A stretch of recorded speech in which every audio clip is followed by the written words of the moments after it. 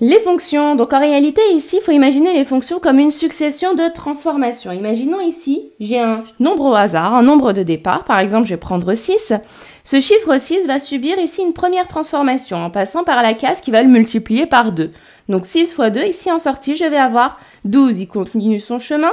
Donc là, il va passer par la case où on va lui retirer 4. Donc 12 moins 4, ici, je vais avoir 8. Finalement, c'est comme si j'avais ici 6, qui est mon nombre de départ, qui avait été transformé et en sortie, il avait 8. Qu'est-ce qu'on va dire? On pourra dire que 8, c'est comme si c'était l'image de 6 par cette transformation. On va voir que cette transformation, en fait, on peut la modéliser par une fonction. On est parti. Cette fois, j'ai un nombre au hasard. Je ne sais pas ce qu'il vaut. Donc, en général, quand on ne sait pas ce qu'il vaut, on l'appelle juste x, mon inconnu. OK? Donc, x, il va passer par la case x 2. Donc, je vais avoir ici 2x. Après, donc, ce 2x, il va passer par la case où on lui enlève 4. Donc, 2x moins 4. Ici, je vais en sortir 2x. Moins 4. Du coup, qu'est-ce que je vais avoir? Là, j'ai x. Et puis ici, j'ai 2x moins 4. Bon, en fait, si je regarde, c'est comme si mon x, il avait été transformé pour à la fin donner une valeur qui sera 2x moins 4.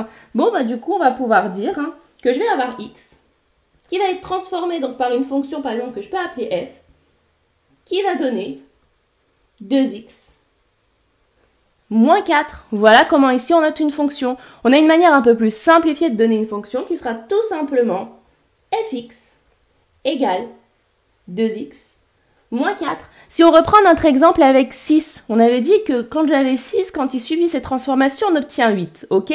Bon, là je vais essayer avec mon cas où x il est égal à 6. Je vais le faire directement. On va noter ça comment? On va noter ça directement f de 6. Je veux l'image de 6 par cette transformation. Regardez, mon x est 6. Donc ça veut dire que dans l'expression de f, j'ai x ici, bien ce x, je vais le remplacer par 6 directement. Donc on est parti, on regarde. Donc là, je vais avoir le 2. Le 2, j'y touche pas. Entre les deux, j'ai un fois. Donc fois. X, on a dit que x était 6.